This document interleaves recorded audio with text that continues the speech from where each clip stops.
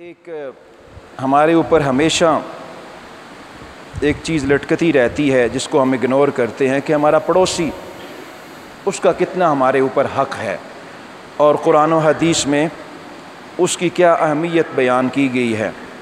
سورہ نساء میں اللہ رب العزت نے ارشاد فرمایا وَاعْبُدُوا اللَّهَ بسم اللہ الرحمن الرحیم وَاعْبُدُوا اللَّهَ وَلَا تُشْرِكُوا بِهِ شَيْئًا وَبِالْوَالِدَيْنِ إِحْسَانًا وَبِذِي الْقُرْبَى وَالْيَتَامَى وَالْمَسَاكِينِ وَالْجَارِ ذِي الْقُرْبَى وَالْجَارِ الْجُنُبِ وَالصَّاحِبِ بِالْجَنبِ وَابْنِ السَّبِيلِ وَمَا مَلَكَتْ أَيْمَانُكُمْ۔ تین قسم کے ہمسایوں کے حقوق بیان کی گئے ہیں۔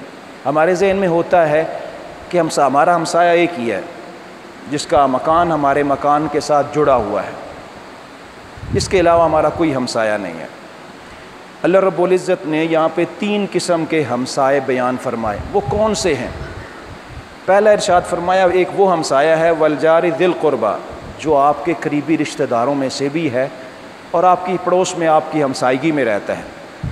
اور دوسرا ارشاد فرمایا والجار الجنب، بالکل آپ کے گھر کے ساتھ جڑا ہوا پڑوسی جس کی دیوار آپ کے دیوار کے ساتھ جڑی ہوئی ہے۔ تیسرا ارشاد فرمایا والصاحب بالجنب، والجار الجنب والصاحب بالجنب، دو قسم کے پڑوسی ہیں، ایک جس کی دیوار جڑی ہوئی ہے یعنی جو پہلو میں رہتا ہے، اور ایک ہمسائیگی میں رہتا ہے، اور ایک جو قریبی رشتہ دار۔ یہ تین قسم کے ہمسائے ہیں۔ تینوں کے ساتھ رویے مختلف ہوتے ہیں۔ قریبی رشتہ دار کے ساتھ دو حقوق ہیں۔ مثال کے طور پر ایک باپ کے دو بھائی تھے اور ایک ہی بڑی حویلی تھی، والد گرامی دنیا سے رخصت ہوئے، حویلی تقسیم ہو گئی۔ اب جب حویلی تقسیم ہوئے تو دو گھر بن گئے۔ اب دونوں گھر آپس میں پڑوسی بھی ہیں اور بھائی بھی ہیں۔ جب کبھی مشکل وقت آیا یا جب کبھی ٹینشن کریٹ ہوئی تو بھائیوں والا رویہ سامنے آ گیا، فلاں موقع پہ اس نے میرے ساتھ یہ کیا تھا۔ ایک قریبی رشتہ دار کا حق ہو گیا اور دوسرا پڑوسی کا حق ہو گیا۔ دو حقوق ہیں غلطیوں کے معاف کرنے کے لیے، لیکن ہم نے وہ ٹینشن کریٹ ہونے کی وجہ سے سارے حقوق چھوڑ دیے، بس اس کے ساتھ قطع تعلقی ہو گئی۔ ایک تو رشتہ داری کی قطع تعلقی کا گناہ ہو گیا، دوسرا ہمسائیگی میں حسن سلوک نہ ہونے کی وجہ سے ہم نے ان کے ساتھ برا سلوک کیا تو یہ گناہ ہو گیا۔ دوسرا ہمسایہ والجار الجنب، جو پڑوس میں رہتا ہے، ایک دو تین گھر چھوڑ کر کے رہتا ہے۔ ایک حدیث طیبہ کے مطابق تو 40 گھروں کے درمیان کی حدود تک پڑوسی ہوتے ہیں۔ تیسرا پڑوسی جس کی دیوار بالکل جڑی ہے، قریبی رشتہ دار بھی نہیں ہے۔ ان تینوں پڑوسیوں کے اللہ رب العزت نے حقوق بیان کیے ہیں۔ حضور علیہ الصلوۃ والسلام کیا ارشاد فرماتے ہیں عن ابن عمر وعائشہ رضی اللہ عنہما قال قال رسول اللہ صلی اللہ علیہ وسلم ما زال جبریل یوصینی بالجار حتی ظننت انہ یورثہ۔ ارشاد فرماتے ہیں رسول اللہ صلی اللہ علیہ وسلم نے ارشاد فرمایا مجھے جبریل ہمیشہ آ کر کے پڑوسی کے بارے میں وصیت کرتے تھے، حتی ظننت انہ یورثہ، مجھے گمان ہونے لگا کہیں یہ وراثت میں حصہ دار نہ بنا دیا جائے۔ اتنے زیادہ جو ہے نا اس کے حقوق ہیں کہ بار بار اس کا خیال رکھنا، اس کا خیال رکھنا، اس کا خیال رکھنا۔ مجھے یوں گمان ہوا جیسے کہ وراثت میں حصہ دار ہی نہ اس کا ٹھہرا دیا جائے۔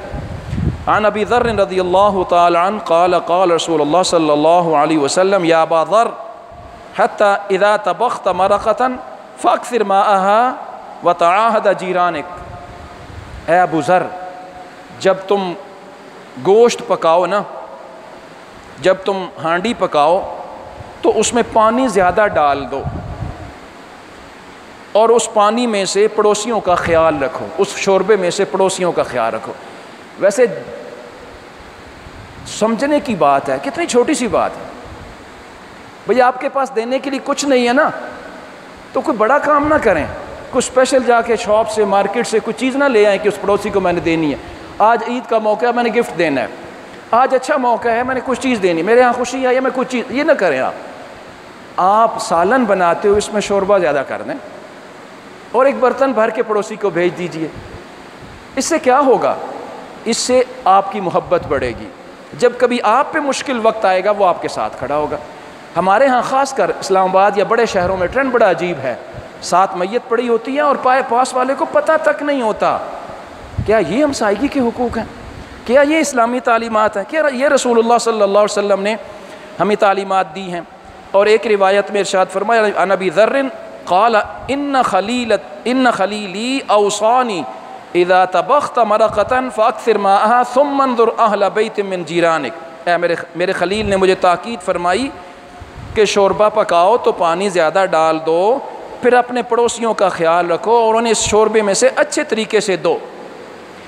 عن ابی ہریرہ رضی اللہ تعالی عنہ ان نبی صلی اللہ علیہ وسلم قال واللہ لا یؤمن واللہ لا یؤمن واللہ لا یؤمن، 3 دفعہ آپ نے ارشاد فرمایا کہ وہ شخص ایماندار نہیں ہے۔ مجھے حیران ہوا، میں حضرت ابو ہریرہ ارشاد فرماتے حیران ہوا کہ وہ کون شخص ہے جو مسلمان نہیں ہے؟ آخر میں نے پوچھ لیا ومن یا رسول اللہ صلی اللہ علیہ وسلم قال الذی لا یؤمن جارہ بوقائہ، وہ شخص مومن نہیں ہے جس کی شرارتوں سے، جس کی زیادتیوں سے اس کا ہمسایہ محفوظ نہ ہو۔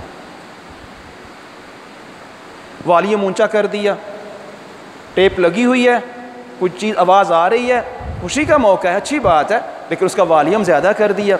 کتنے لوگ ہوں گے جو ہمسائیگی میں پریشان ہوں گے، جو نیند میں ڈسٹرب ہوں گے، جو بیمار ہوں گے۔ تو اس لیے آپ نے، وہ مومن ہی نہیں ہے، انداز دیکھی سمجھانے کا کہ مومن ہی نہیں ہے جس کی شرارتوں سے۔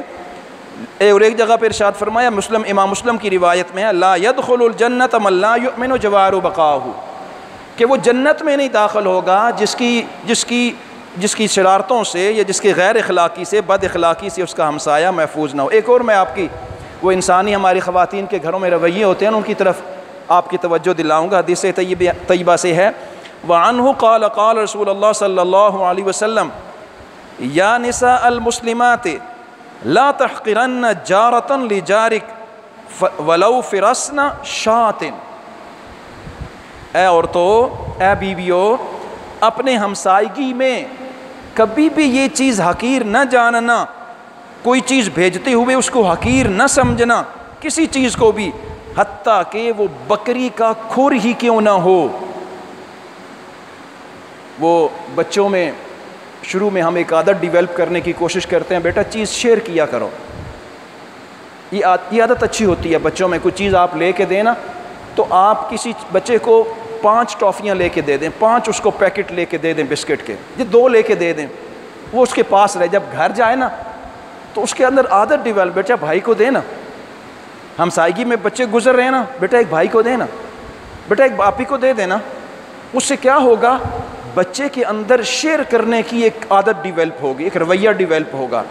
جب وہی بچہ بڑا ہو کر کے اپنا گھر بنائے گا تو اس کو شیئر کرنے کی عادت ہوگی، وہ ایک چیز بنے، 1-2 چیزیں آئیں گی تو ایک چیز ہمسائیگی کے پاس چلے جائے گی۔ تو کیسا پیارا رویہ ہے کہ آپ بکری کا، یعنی آپ کے گھر میں ناقص چیز آئی ہے، آپ سمجھتے ہیں کہ یہ میرے لیے ناقص ہے، ہم کیسا، ساتھ والے کیسا خیال کریں گے؟ وہ بڑے لوگ ہیں، کو کیا آپ بڑے لوگ ہیں، آپ سنت پہ عمل کرتے ہوئے سنت کا ثواب تو مل جائے گا۔ ہاں ایک چیز کا خیال رکھنا چاہیے جو خاص کر میں آپ کی توجہ دلاؤں گا، آپ چیز لائے یا آپ نے دینی ہے ہمسائیگی میں تو افطاری سے یا کھانا کھانے سے پہلے چیز دیجئے، فریش چیز دیجئے۔ ایسا نہ ہو کہ آپ کھانا کھا چکیں، چیز بچ گئی تو آپ ہمسائیگی میں بھیجیں گے تو آخر ہر انسان کی عزت نفس ہوتی ہے، وہ کیا خیال کرے گا؟ یا وہ عورت یا وہ خواتین کیا خیال کریں؟ بچے کیا خیال کریں گے؟ اگر وہ بچے کھائیں گے بھی تو کیا ان کے اوپر گزرے گی؟ تو ان چیزوں کا ضرور خیال رکھیے۔ باقی چیزیں دیتے ہوئے، ہمسائیگی میں دیتے ہوئے شرمندگی نہیں محسوس کرنی چاہیے۔ احادیث اور بھی ہیں، دعا ہے اللہ کریم ہمیں اپنا حق ادا کرنے کی توفیق عطا فرمائے۔